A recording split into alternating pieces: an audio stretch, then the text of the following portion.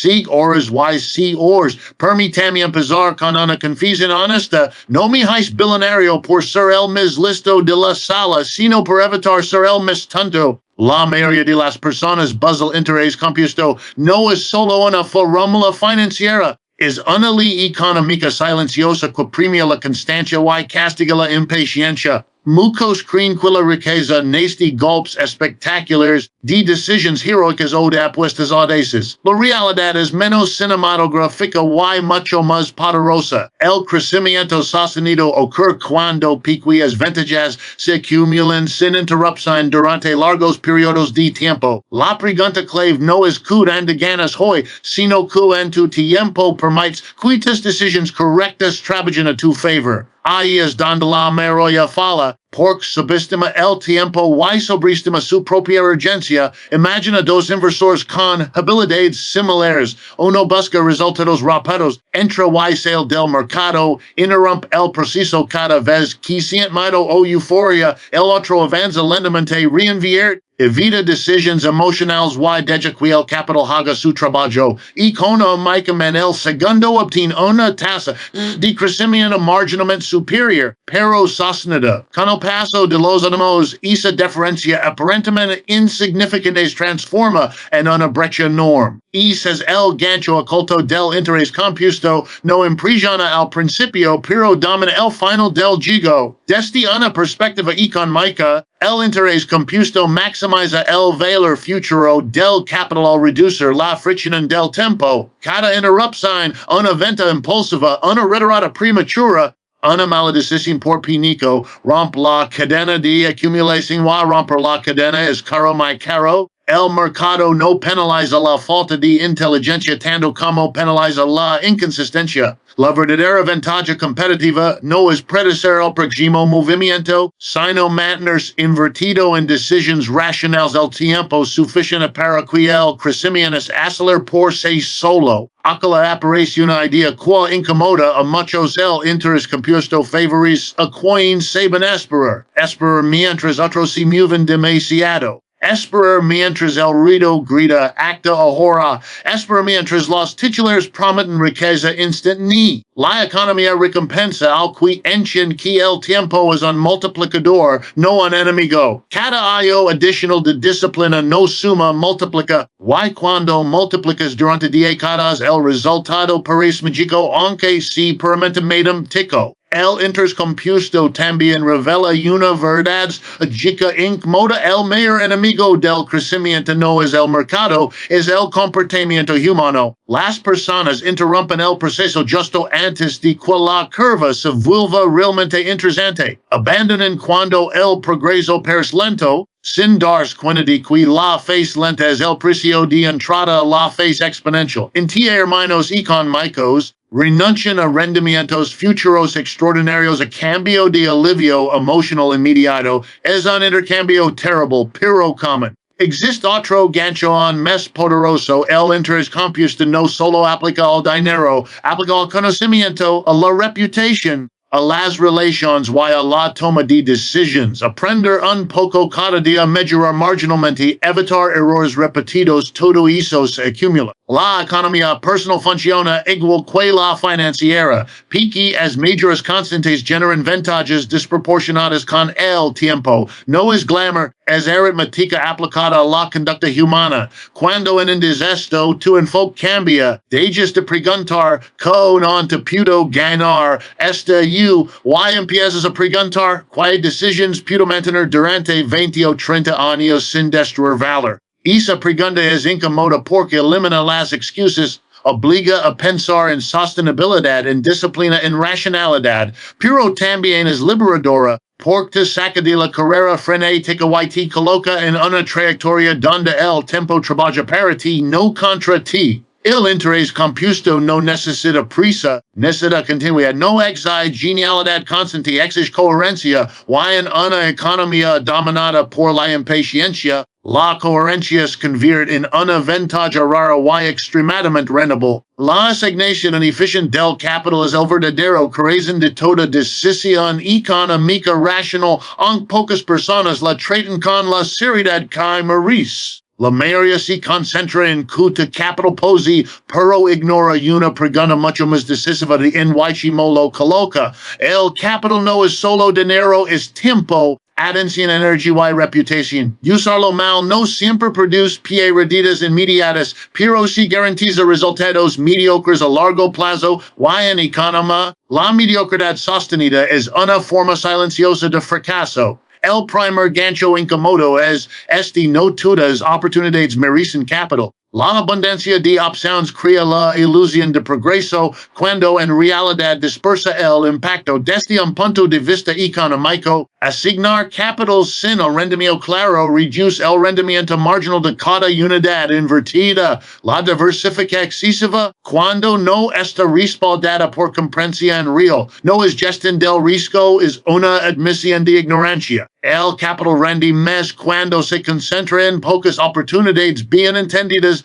con fundamentos sólidos y ventajas estructurales claras. Aquí entra el concepto de margen de seguridad, uno de los principios más subestimados fuera de los círculos profesionales. Una asignación eficiente no busca el escenario perfecto, sino uno donde el error sea sobrevivible. Cuando inviertes en activos, negocios o decisiones personales con un colchón suficiente entre el precio y el valor, reduces la probabilidad de daño permanente económicamente. Esto mejora el rendimiento ajustado al riesgo, que es el único rendimiento que realmente importa cuando el tiempo juega a largo plazo. Otro gancho poderoso es entender que el capital no es infinito, aunque a menudo se trata como si lo fuera. Cada decisión bloquea recursos que no pueden usarse en otra parte. Es costo invisible. El costo de oportunidad castiga a quienes asignan capital por impulso o por moda. En términos económicos, cada mala asignación no solo genera bajo retorno, sino que elimina la posibilidad de una asignación superior. El verdadero error no es perder dinero, es desperdiciar la capacidad de haberlo invertido mejor. La asignación eficiente también exige una comprensión profunda de las ventajas competitivas. No todo crecimiento es igual. Algunos negocios crecen rápido pero consumen capital de forma agresiva, otros crecen lentamente pero generan flujos estables y predecibles. Desde una perspectiva económica, el capital debe dirigirse hacia estructuras que pueden reinvertir con altos retornos sin necesidad de endeudamiento excesivo. Las ventajas duraderas, como marcas fuertes, costos bajos o efectos de red, permiten que cada unidad adicional de capital sea más productiva que la anterior. Ese es el tipo de cuenta económica justifica la concentración. Existe además un elemento psicológico que destruye la eficiencia del capital, la necesidad de acción constante. Muchos creen que mover capital con frecuencia equivale a control. En realidad, su equivalente a fricción. Comisiones, impuestos, errors de timing y decisiones emocionales erosion el rendimiento total. Desde un enfoque económico, la inacción deliberada, cuando es bien razonada, es una forma sofisticada de asignación. No hacer nada puede ser la decisión más rentable cuando las alternativas no superan el en dar recorrido. Un gancho aún más profundo es reconocer que la asignación eficiente del capital es un proceso dinámico, no un evento único, requiere revisión constante, pero no reacción impulsiva. Ajustar cuando los fundamentos cambian es racional, reaccionar al ruido es costoso. La economía recompensa a quienes distinguen entre información relevante y distracción masiva. Esa capacidad protege el capital de ser redistribuido hacia errores populares. Finalmente, cuando se asigna capital con disciplina, claridad y paciencia, ocurre algo contraintuitivo. El proceso se vuelve más simple con el tiempo, menos decisiones, pero de mayor calidad, menos movimiento, pero más impacto. En un mundo que celebra la actividad constante, la asignación eficiente del capital convierte la selectividad en poder económico real. La reducción sistemática del riesgo es una de las ideas económicas más malinterpretadas por suele confundirse con aversión al crecimiento. En realidad, es exactamente lo contrario. Proteger el capital no limita el progreso, lo hace posible. El primer gancho en que modo es en economía. No necesitas ganar mucho si evitas perder mucho. Las pierdidas grandes no solo reducen el capital, también destruyen el tiempo. While tiempo es el insumo más escaso de todos, recuperas de un error grave exige rendimientos futuros desproporcionados, algo que el mercado rara vez concede de manera generosa. Desde una perspectiva económica, el riesgo verdaderamente peligroso no es la volatilidad visible, sino la posibilidad de daño permanente. Las fluctuaciones temporales pueden ser incómodas, pero son reversibles. La quiebra, la dilución excesiva, el endeudamiento insostenible o la pérdida de credibilidad no lo son. El error común es obsesionarse con el movimiento diario y pasar por alto los escenarios extremos que, aunque improbables, tienen consecuencias devastadoras. La economía no castiga a quien se equivoca pequeño, castiga sin piedad a quien se equivoca grande. Acá es un gancho fundamental. El riesgo no se elimina buscando retornos altos, se reduce entendiendo que puede salir mal. Las decisiones racionales comienzan identificando los puntos de ruptura que suceden si los ingresos can que ocurrir si el crédito se seca, que pasa si el entorno cambia de forma abrupta. Pensarás no es pesimismo, es ingeniería económica. These are decisions que pueden sobrevivir escenarios adversos, aumenta la esperanza matemática del resultado, incluso si el retorno nominal parece menos espectacular. La reducción del riesgo también implica reconocer los límites del conocimiento propio. La confianza excesiva es uno de los mayores generadores de pérdidas desde el punto de vista económico. Asumir que no sabes todo te obliga a exigir margines de seguridad más amplios, pagas menos, te endeudas menos, concentras menos en lo que no comprendes. Esa humildad intelectual acta como un seguro invisible que protege el capital cuando la realidad no coopera con tus expectativas. Otro gancho poderoso es comprender que el apalancamiento mal utilizado convierte errores pequeños en catástrofes. El endeudamiento amplifica tanto las ganancias como las pérdidas, pero las pérdidas tienen un límite asimétrico pueden elevar de cero. La economía es implacable con quienes confunden liquidez temporal con solvencia real. Reducir riesgos significa usar el apalancamiento solo cuando las probabilidades están claramente a tu favor y las consecuencias negativas son manageables. Todo lo demás es una apuesta disfrazada de estrategia. La gestión del riesgo también es conductual. Muchas pérdidas no nacen de malos activos, sino de malas reacciones. El pánico en el peor momento, la euforia en el punto más alto, la incapacidad de tolerar la incomodidad temporal. Desde una óptica económica, controlar el comportamiento reduce el riesgo más cualquier modelo sofisticado. Las personas no suelen fallar por falta de información, sino por exceso de emoción y el autocontrol, aunque no figura en los estados financieros, mejora directamente el rendimiento ajustado al riesgo. Existe además un aspecto menos visible pero crucial, el riesgo reputacional. Las decisiones que comprometen la confianza tienen un costo económico enorme duradero. La pérdida de credibilidad aumenta los costos de transacción, limita el acceso a oportunidades y reduce la flexibilidad futura. Reducir riesgo implica actuar de forma consistente, ética y predecible. La reputación funciona como capital invisible que amortigua errores inevitables y multiplica opciones cuando el entorno se vuelve incierto. Finalmente, la reducción sistemática del riesgo no es una estrategia defensiva, es una estrategia ofensiva a largo plazo. Al sobrevivir cuando otros desaparecen, se exceda oportunidades que solo existen después del error ajeno. La economía favorece a quienes siguen en pie cuando el ciclo cambia, y permanecer en pie, una y otra vez, es el resultado directo de haber tratado el riesgo no como un enemigo ocasional, sino como una variable central en cada decisión importante.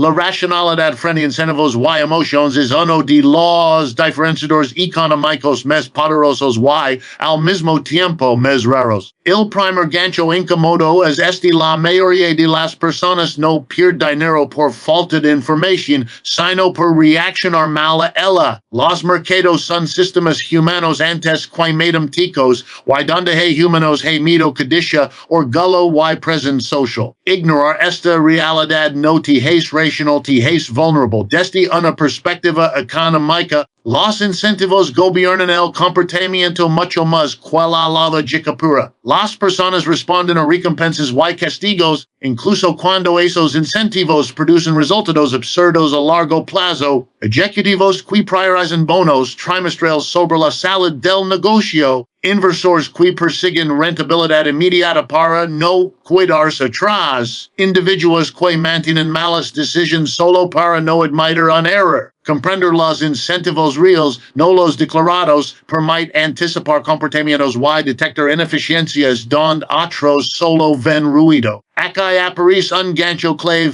si no entiendes que incentivos mueven a los demás, estás llegando a un juego que no conoces. La economía no castiga la ignorancia técnica tanto como castiga la ingenuidad conductual. Quien asume que los actores del mercado son racionales se sorprende constantemente. Quien asume que son humanos se protege mejor. La racionalidad no consiste en esperar decisiones perfectas, sino en descontar sistemáticamente los errores previsibles de la conducta humana. Las emociones actúan como amplificadores del ciclo económico. El miedo exagera el riesgo y la codicia exagera la oportunidad. En los extremos, ambos destruyen valor. Desde un enfoque económico, la clave no es eliminar la emoción, algo imposible, sino crear sistemas de decisión que funcionen incluso cuando la emoción está presente. Reglas claras, criterios definidos y límites previos reducen la probabilidad de decisiones impulsivas cuando la presión aumenta. Un gancho especialmente poderoso es entender que la racionalidad es contracíclica por naturaleza. Cuando el consenso es optimista, la racionalidad exige escepticismo. Cuando el consenso es pesimista, exige calma. Esto no es valentía emocional, es aritmética económica. Los precios incorporan expectativas y cuando esas expectativas se vuelven extremas, el margen de error aumenta. La persona racional no compite en entusiasmo, compite en disciplina. La psicología económica demuestra que los seres humanos odian perder más de lo que aman ganar. Esta aversión a la pérdida explica por qué se mantienen inversiones deficientes, por qué se permiten errores y por qué se evita vender cuando la evidencia ya cambia. Desde un punto de vista económico, reconocer ese sesgo permite desear decisiones que minimizan su impacto. Aceptar pequeñas pierdidas temprano protege contra pierdidas grandes después. Negarse a aceptar la realidad es emocionalmente sí modo, pero económicamente devastador. Otro gancho crítico es la influencia del entorno social. Las personas no solo reaccionan a precios y datos, reaccionan a lo que otros hacen. La presión de grupo crea burbujas y pánicos con una eficiencia sorprendente. La racionalidad exige independencia intelectual, algo costoso porque implica estar solo con tus decisiones durante largos periodos. Sin embargo, la economía recompensa a quienes toleran la incomodidad de no pensar como la mayoría cuando la mayoría está equivocada. La comprensión de incentivos también se aplica a uno mismo, y aquí es donde muchos fallan. Si te recompensas por actividad en lugar de resultados, generas movimientos sin progreso. Si te castigas por errores honestos, evitas decisiones necesarias. Desde una óptica económica, alinear tus propios incentivos con objetivos de largo plazo mejora la calidad de tus decisiones. La autodisciplina no es fuerza de voluntad, es deseo inteligente del entorno personal. La racionalidad frente a incentivos y emociones no convierte a nadie en infalible, pero reduce de forma drástica la frecuencia o la magnitud de los errores. En un sistema donde la mayoría reacciona, quien piensa con calma adquiere una ventaja estructural. Y en economía las ventajas estructurales por pequeñas que parezcan tienden a crecer con el tiempo de forma implacable. El costo de oportunidad es uno de los conceptos más simples de la economía y, paradójicamente, uno de los más ignorados en la práctica real. El primer gancho incómodo es este cada vez que dices, sí, hago entiendo no otra cosa, aunque no lo ves ni lo sientes de inmediato. El problema es que las renuncias invisibles no generan dolor inmediato, pero sí consecuencias acumulativas enormes. La economía no mide solo lo que eliges, mide también todo lo que sacrificas al elegirlo. Desde una perspectiva económica rigurosa, el costo de oportunidad representa el valor de la mejor alternativa no seleccionada, no aparece en los estados financieros, no se refleja en el saldo bancario y rara vez se discute en voz alta, pero gobierna los resultados a largo plazo. El capital, el tiempo y la atención son recursos limitados. Asignarlos a una opción mediocre no solo produce un retorno bajo, sino que bloquea el acceso a una opción superior. Este bloqueo es el verdadero costo y casi siempre pasa desapercibido. Aquí surge un gancho clave. No todas las pierdidas se ven como pierdidas. Muchas se disfrazan de comodidad, rutina o falsa seguridad. Permanecer en una inversión aceptable en un negocio estancado o en una decisión no es mala, puede ser más costoso cometer un error evidente. Desde el punto de vista económico, el enemigo no es solo la mala decisión, sino la decisión subóptima sostenida durante demasiado tiempo. El costo de oportunidad se vuelve devastador cuando se repite trazado sin ser cuestionado. El costo de oportunidad también explica por qué la actividad constante no equivale a progreso. Muchas personas confunden estar ocupadas con estar avanzando. En términos económicos, esto es un error de asignación. Cada hora dedicada a una tarea de bajo impacto es una hora que no se dedica a una de alto impacto. Cada unidad de capital invertida en una oportunidad promedio reduce la capacidad de invertir en una extraordinaria. El gancho aquí es claro.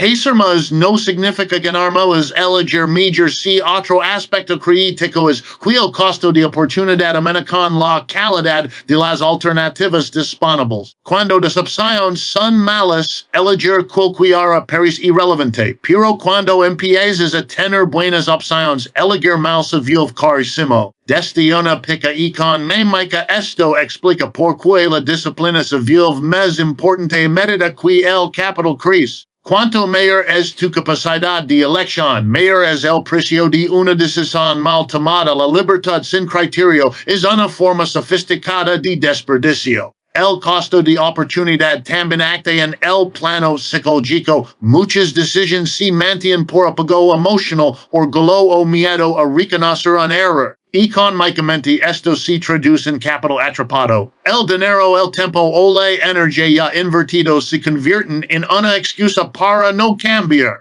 Aunque la evidencia indica que existe una alternativa superior, es fenómeno conocido como falacia del costo hundido. Es uno de los destructores de valor más persistentes porque en el pasado en una prisión para el futuro. Un gancho especialmente poderoso es entender que el costo de oportunidad no solo se aplica a grandes decisiones, sino a las pequeñas elecciones repetidas. Si no consumes información con que te rodeas, en que enfocas tu atención diaria, cada microdecisión desplaza otra posible. Desde un punto de vista económico, estas elecciones marginales acumuladas en el tiempo producen diferencias desproporcionadas en los resultados. La economía del largo plazo se construye con decisiones aparentemente triviales tomadas de forma consistente. Existe además una relación indirecta entre el costo de oportunidad y la claridad estratégica. Cuando no tienes criterios claros, todo parece una oportunidad. Y cuando todo parece una oportunidad, el costo de oportunidad se dispara. La economía favorece a quienes establecen estándares altos y dicen no con facilidad. Rechazar opciones buenas para reservar recursos para opciones excelentes no es arrogancia, es racionalidad económica aplicada. Finalmente, comprender el costo de oportunidad cambia la forma en que evolve es el éxito. Dejas de medirlo solo por lo que ganas y empiezas a medirlo por lo que eliges no perder. In un mundo saturado de opciones, la verdadera ventaja económica no está en tener miles oportunidades, sino en saber con precisión que las ignorar. El capital reputación activos y con de los amigos más poderosos y al mismo tiempo menos visibles. El primer gancho incómodo es este. La confianza vale más que el dinero cuando el entorno se vuelve incierto. Puedes tener capital financiero y perder oportunidades. Puedes perder capital financiero y conservar oportunidades si tu reputación permanece intacta. La economía real funciona sobre expectativas, y la reputación es el estado cognitivo que otros usan para decidirse confiantemente sin revisar cada detalle. Desde una perspectiva económica, la reputación reduce costos de transacción. Cuando existe confianza, se negocia más rápido, se exige menos verificación, se conceden mejores condiciones y se excede información privilegiada antes que otros. Esto no es moralidad abstracta, es eficiencia. Los mercados premian a quienes cumplen consistentemente porque ahorran tiempo, fricción y riesgo al resto del sistema.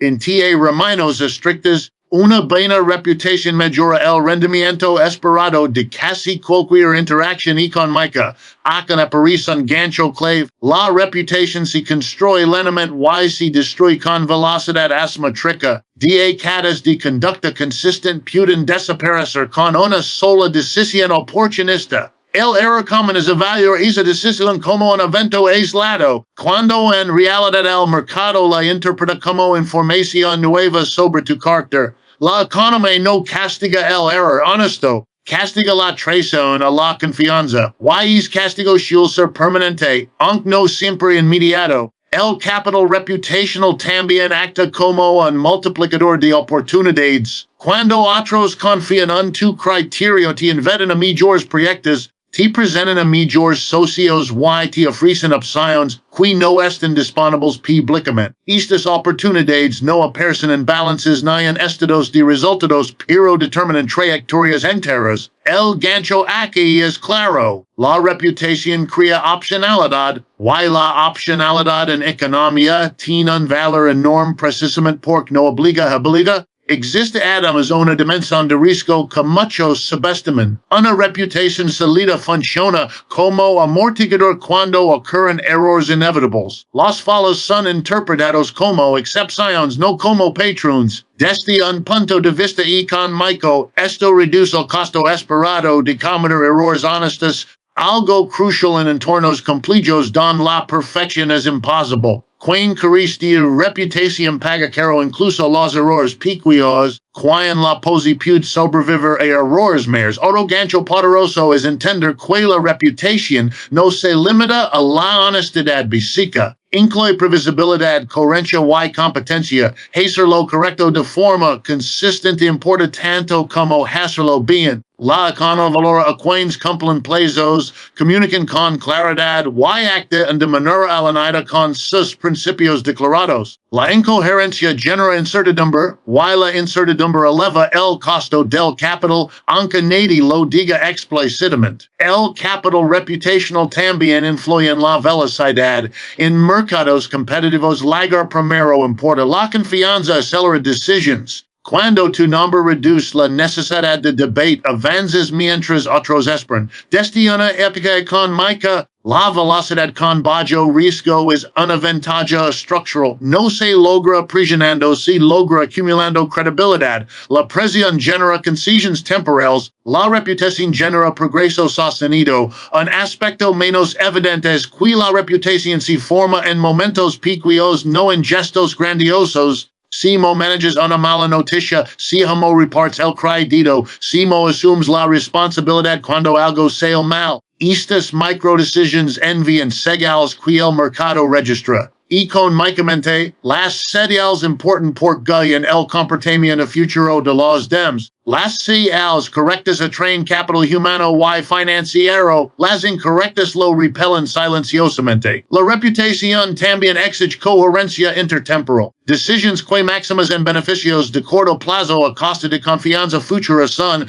en términos económicos, intercambios negativos. Sacrificar un flujo sostenible por un pico inmediato es mala asignación de capital reputacional. el mercado tiene memoria más larga de lo que muchos creen, y ajusta expectativas en consecuencia cuando se entiende el capital reputational como un activo económico real. Las decisiones cambian de tono, se evalúan no solo por su rentabilidad inmediata, sino por su impacto en la confianza acumulada en sistemas complejos y competitivos. Donde la información es imperfecta y el tiempo escaso, la reputación se convierte en el lenguaje más eficiente para sealar valor. Y es lenguaje. Cuando se habla con consistencia, reportes que el dinero por sí solo no puede comprar, que formulas emojicas para el éxito. Yo pasé mi vida buscando que no hacer. Si hoy están aquí esperando un truco rápido, quizás decepcionan. Pero si buscan principios que duran toda una vida, entonces quédense conmigo. Permítanme ser con esto, el mundo no te paga por lo que sabes,